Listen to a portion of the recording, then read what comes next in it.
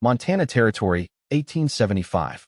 The frontier sky sprawled endless above the Double R Ranch, where dust and dreams mingled like old friends.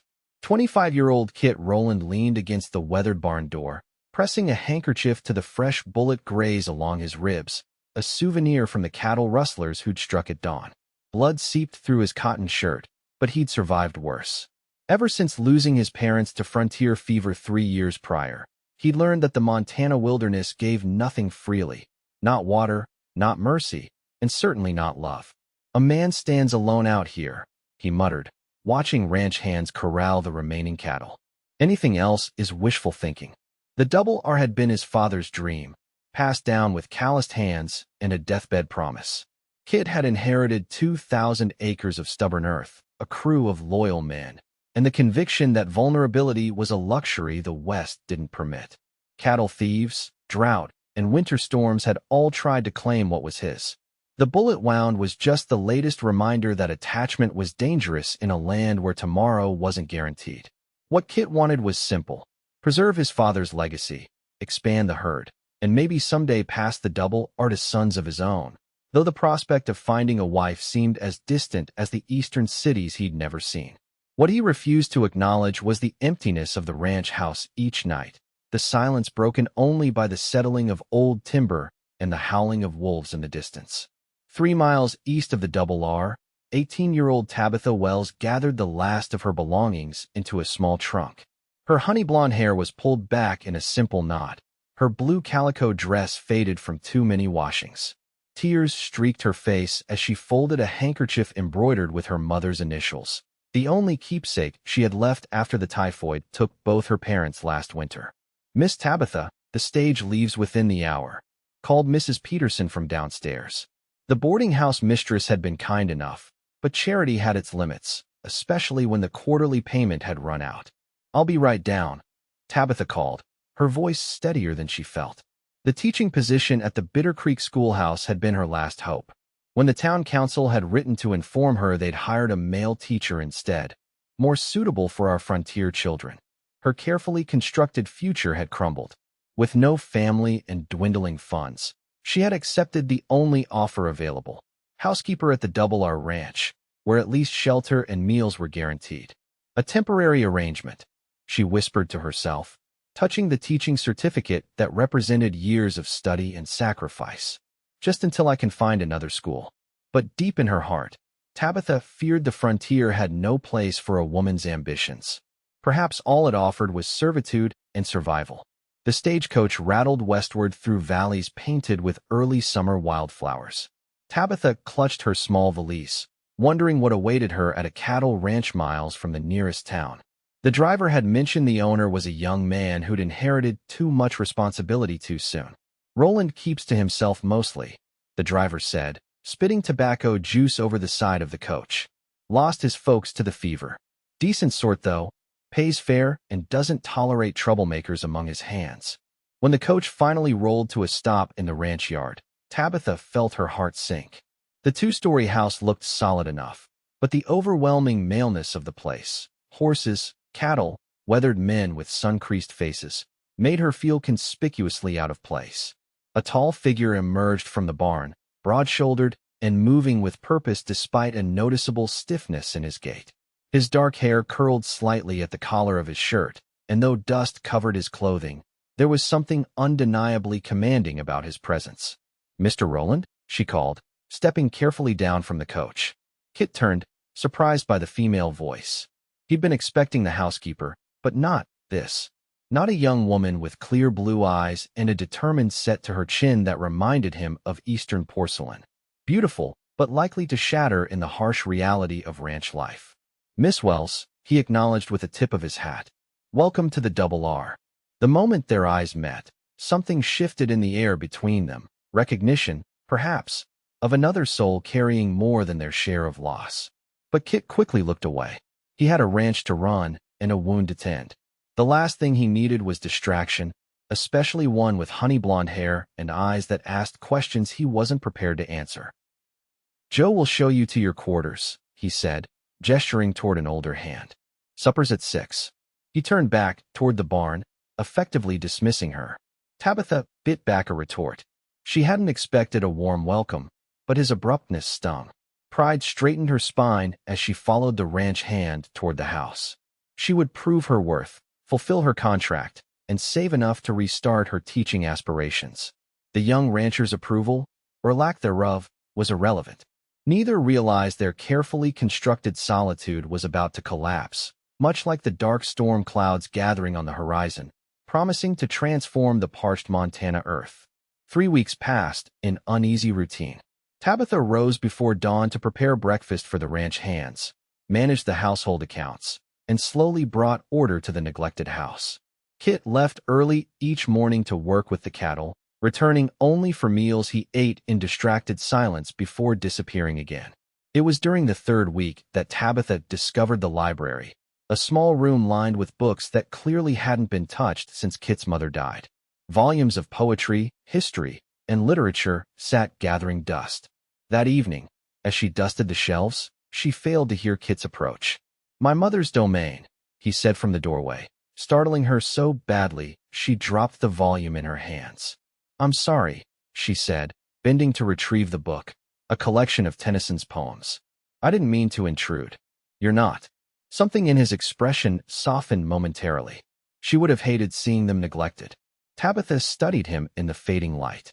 With his guard lowered, he looked younger, the weight of the ranch temporarily lifted from his shoulders. A fresh bandage peeked from beneath his shirt collar, evidence of another injury he hadn't mentioned. "You're hurt again," she observed. "Hazard of the profession." He stepped into the room, glancing at the books. "She used to read to me when I was young.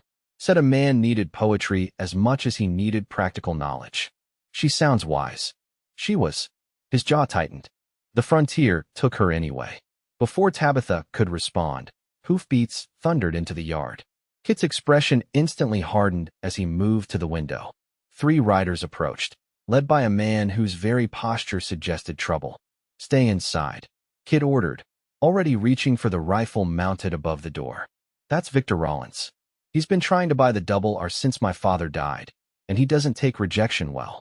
Through the window, Tabitha watched as Kit strode out to meet the men, rifle held casually but ready. The confrontation that followed was tense but brief. Victor Rollins, a man with cold eyes and expensive clothes, made what appeared to be another offer. Kit's refusal was evident in his stance even before Rollins spat on the ground and wheeled his horse around. As the riders departed, Rollins called back something that made Kit's knuckles whiten around his rifle. Only when they disappeared down the road did he return to the house, his expression thunderous. "What did he want?" Tabitha asked when he entered the kitchen where she was preparing supper. "Same as always. To buy what isn't for sale." Kit poured himself a measure of whiskey. "He's running out of patience." "And that's dangerous?" Kit looked at her directly for perhaps the first time since her arrival. "Everything in the territory is dangerous, Miss Wells. The sooner you accept that, the better. Is that why you keep everyone at a distance? Because closeness is dangerous." The words escaped before she could reconsider them. His expression closed like a shutter. "I keep focused on what matters. The ranch, the hands who depend on me for their livelihood, the legacy my father built." He set down his glass. "Attachments are luxuries I can't afford, especially with men like Rollins circling." With that, he left the kitchen, leaving Tabitha to wonder about the layers of armor he wore and what might lie beneath them. The following day brought relentless rain, turning the ranch yard to mud and confining most work to the barns. Tabitha spent the morning preserving vegetables from the kitchen garden, grateful for the rainwater collected in barrels outside the kitchen door. By afternoon, restlessness drove her to venture to the stable. Curious about the mare Kit had mentioned she was welcome to ride once she settled in. The stable was quiet except for the steady drumming of rain on the roof and the occasional snort from the horses. Tabitha walked slowly past the stalls, speaking softly to each animal. Near the back, she found a gentle-looking chestnut mare who nuzzled her palm expectantly. "That's Penny," came a voice from behind her. "My mother's horse. Hasn't been ridden much since she passed." Kit stood in the doorway, rain dripping from his hat and coat. Despite his soaked state, he looked more at ease here among the horses than anywhere else she'd seen him. "She's beautiful," Tabitha said, stroking the mare's nose. Would you show me how to saddle her? Once the weather clears, I mean." Something like surprise crossed his features. Most Eastern women prefer side saddles. I'm not most women. And I'm not Eastern anymore. She met his gaze steadily. I may not be born to the territory, but I can learn its ways. For the first time, a ghost of a smile touched his lips. I believe you might at that, Miss Wells. The moment stretched between them, fragile as spider silk. Then a crash of thunder startled the horses, breaking the connection. Kit moved efficiently to calm the animals, and Tabitha helped as best she could, following his instructions. They worked in unexpected harmony, and when the stable was secure again, Kit hesitated before saying, "There's a new litter of kittens in the hay loft. Might interest you." Tabitha followed him up the ladder, delighted to find 4 tiny kittens nestled in the hay, their mother watching protectively nearby.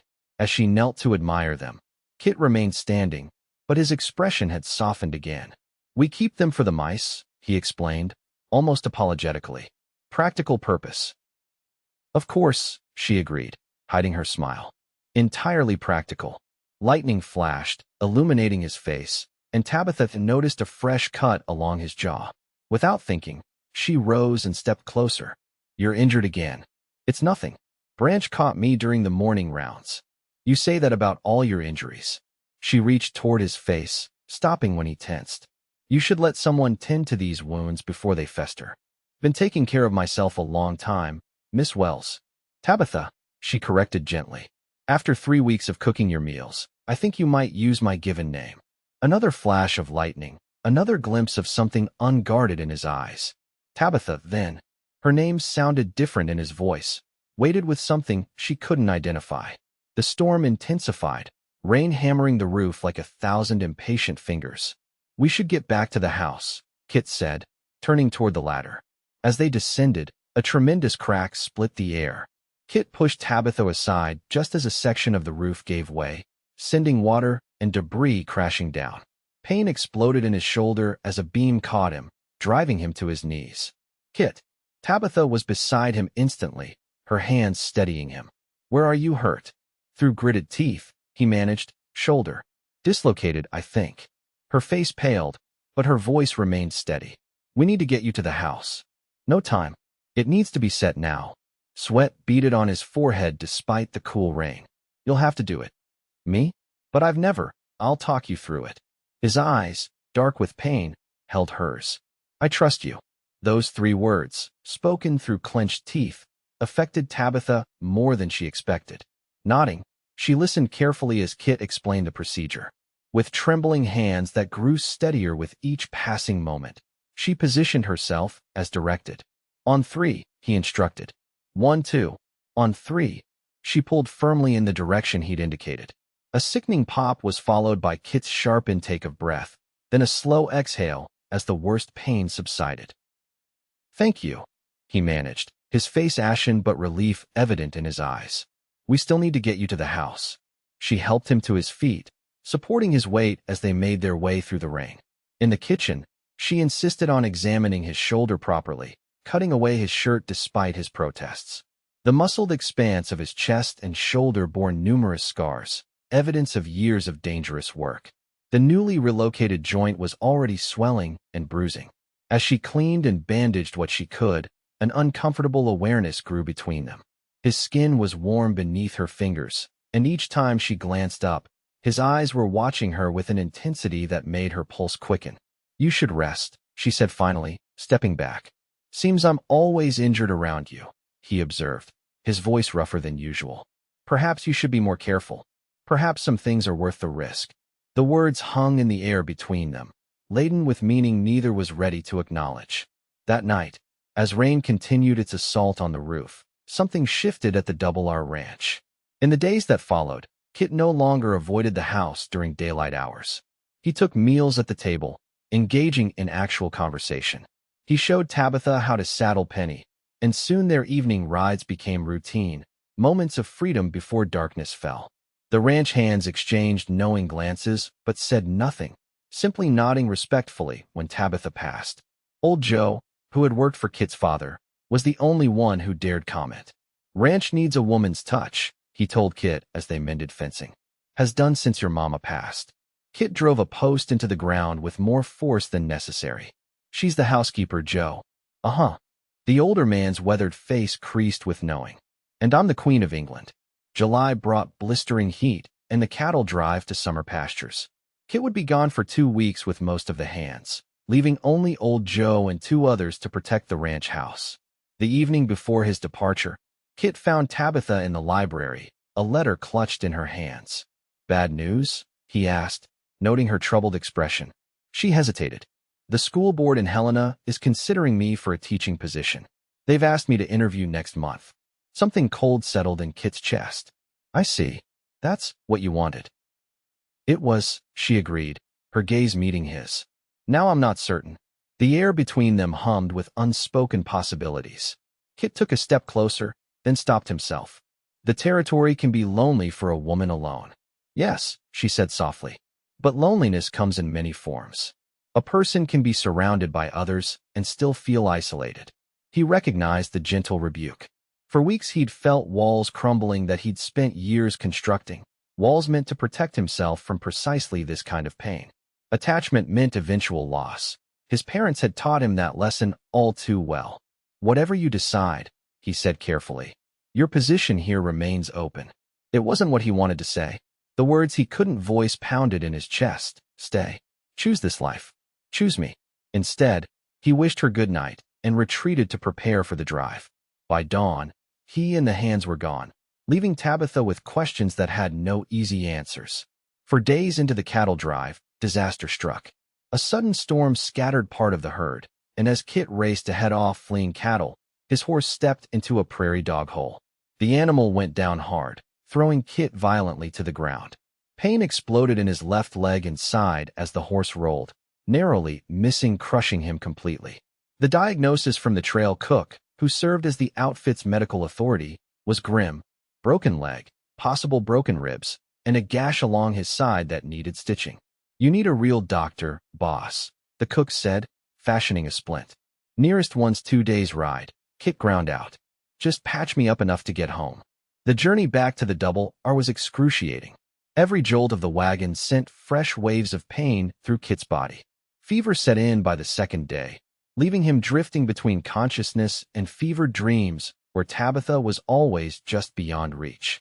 When the wagon finally rolled into the ranch yard 3 days later, Kit was barely conscious.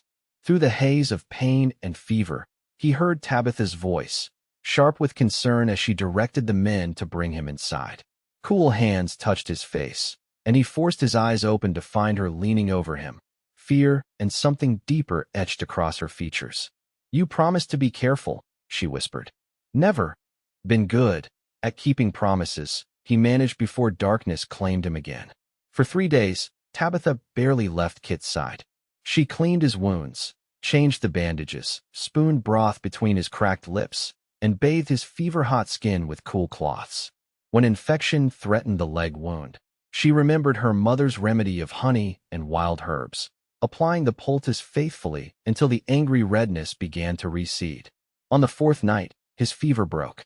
Tabitha, dozing in the chair beside his bed, woke to find Kit watching her, his eyes clear for the first time since his return. "You stayed," he said, his voice hoarse but stronger. She poured water from the bedside pitcher and helped him drink. "Of course I stayed. The interview in Helena can wait." She straightened his blankets, avoiding his gaze. "Your leg is broken in 2 places. The ribs are bruised, not broken, thank goodness. And the gash in your side needed proper stitching, which old Joe provided. Apparently, he worked as a field medic during the war." Kit caught her hand, stilling her nervous movements. "Tabitha, look at me." When she did, the vulnerability in his eyes stole her breath. "I thought of you," he admitted, "when I was lying there after the fall, not sure if the boys would find me in time. All I could think was that I might never see you again." Tears pricked her eyes. "Don't. You need rest, not truth." His thumb traced circles on her palm. "I've been running from it long enough. This ranch, this life, it's been empty since my parents died. I told myself that was safer, that caring for people just meant more to lose. And now," she whispered, "now I know there are worse things than loss." His gaze held hers, like never taking the chance to love at all. The word hung between them. Love, unexpected and transformative. Before Tabitha could respond, A commotion erupted outside. Shouts and the sound of galloping horses shattered the moment. Old Joe burst into the room without knocking. Rollins and his men, he reported grimly. At least 8 of them armed. They're demanding to speak to you, boss. Kit struggled to sit up, grimacing with pain. Help me up, Joe. You can't possibly face them, Tabitha protested. You can barely stand. If I don't, they'll burn us out. Kit's face was set with determination. Rollins has been waiting for an opportunity like this, with me weakened and most of the hands still out with the herd. Despite Tabitha's objections, the men helped Kit into a chair on the front porch. Joe positioned it carefully, with a rifle concealed beneath the blanket covering Kit's legs. Victor Rollins sat astride a magnificent black stallion, flanked by hard-faced men whose hands rested too casually near their holstered weapons. His thin smile didn't reach his eyes as he surveyed Kit's condition. Heard you had an accident, Rowland. Thought I'd check on my investment. Nothing here belongs to you, Rollins, Kit replied evenly. Not yet. Rollins dismounted, approaching the porch with calculated confidence. But I'm a patient man. Your father refused to sell. You've refused to sell. But circumstances change. He gestured toward Kit's splinted leg. You're in no condition to run this outfit. Half your hands are still out with the herd. Winter's coming, and you know as well as I do that the Double R can't survive another season without proper management. The Double R is doing fine. Is it? Rollins smiled coldly. My men found 3 of your steers dead in the north pasture yesterday. Mountain lion, probably. Wonder how many more you'll lose before your leg heals. Kit's jaw tightened, but before he could respond, Tabitha stepped forward. Mr. Rowland has capable hands to manage the ranch during his recovery, she said, her voice steady despite the fear churning in her stomach. Your concern is noted but unnecessary. Rollins studied her with new interest. And who might you be, miss? Tabitha Wells. I run the household for Mr. Rowland. Is that all you run? His gaze traveled over her insinuatingly. Interesting arrangement for a young, unmarried woman. Kit's hand moved toward the concealed rifle, but Tabitha touched his shoulder lightly, restraining him. I don't see how my employment is any concern of yours, Mr. Rollins, she said coolly. Now, if you've finished expressing your insincere concern, Mr. Rowland needs rest. Rollins' expression hardened. You should choose your allies more carefully, Miss Wells. Rowland here is fighting a losing battle. He turned back to Kit. My offer stands until the first snow. After that, we'll see what winter does to your precious Double R. As the riders departed, Kit's hand found Tabitha's, squeezing it tightly. That was either very brave or very foolish. Perhaps both, she admitted, her earlier bravado fading now that danger had passed. What did he mean about the first snow? Kit's expression was grim. He's counting on me not having enough hands to bring the cattle down from summer pasture before winter. If the herd gets trapped by early snow, we could lose everything. Can we hire more hands? Not with what's in the strongbox. He met her gaze directly. The Double R is land-rich, but cash-poor. My father believed in reinvesting everything back into the ranch.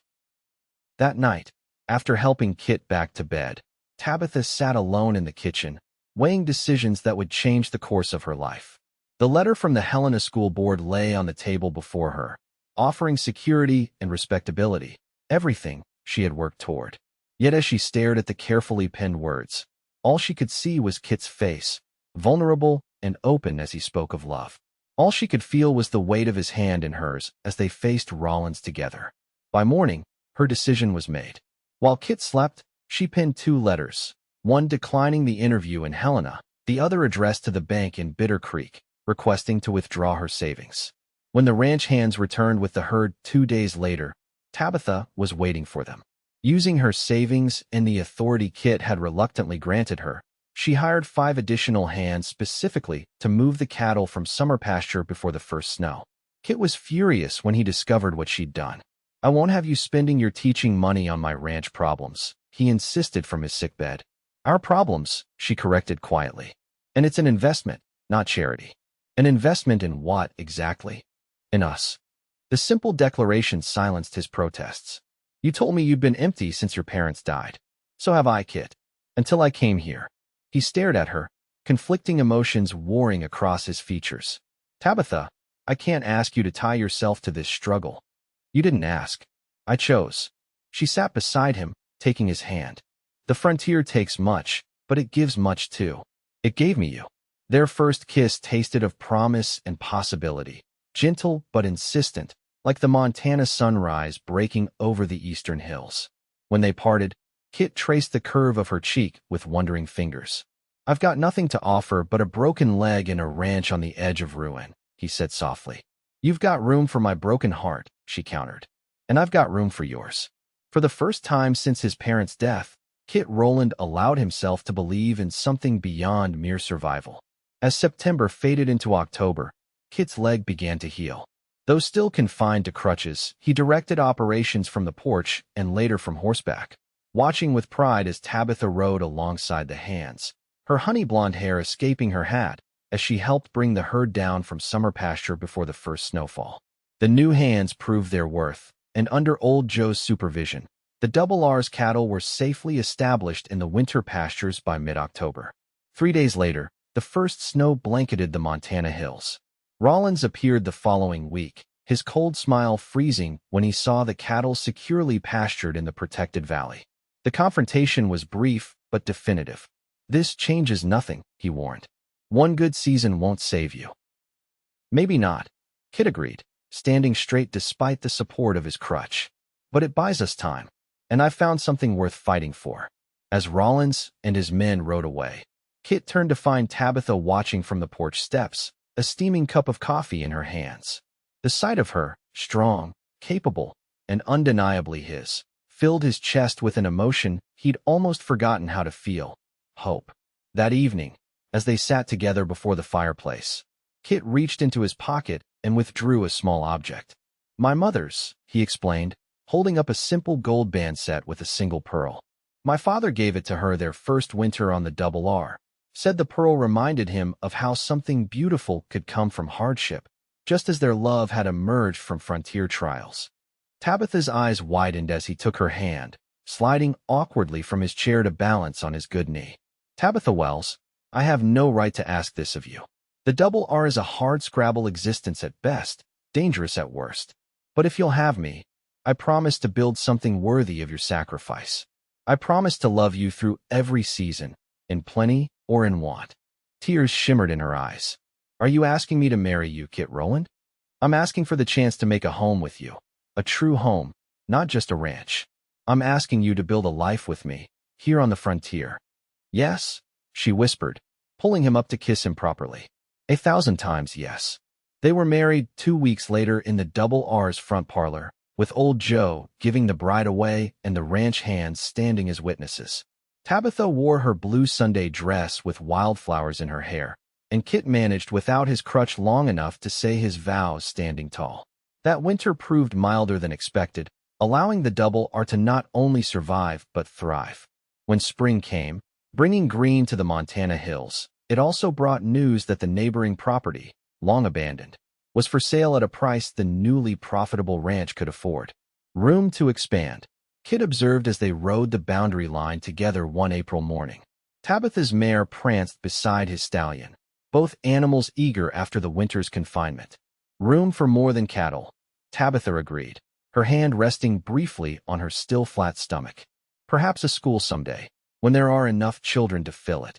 Kit reined in, staring at her with dawning comprehension. "Tabitha, are you saying?" Her smile was radiant in the morning light. "Come November, the Double R will have a new rider. Hopefully one who inherits his father's strength and his mother's common sense." With a whoop that startled birds from nearby trees, Kit leaped from his horse and lifted Tabitha from her saddle, spinning her around despite the twinge in his healing leg. "I love you," he murmured against her lips. "More than this land, more than this ranch, more than my own life." "And I love you," she answered, safe in the arms of the man she had found broken but now stood whole before her. "My wounded cowboy with room for my heart." Together they rode back to the ranch house, not a lonely outpost against the wilderness, but a home built on love that could weather any storm the frontier might bring.